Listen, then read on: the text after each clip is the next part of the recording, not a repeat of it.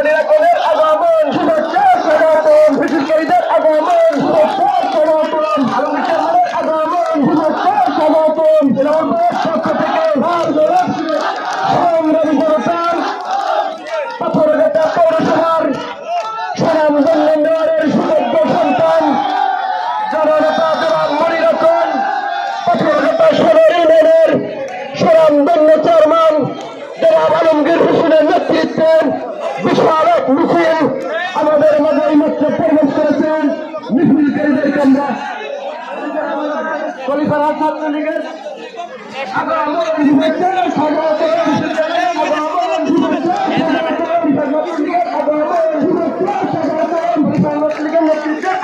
মাঠে আসবেন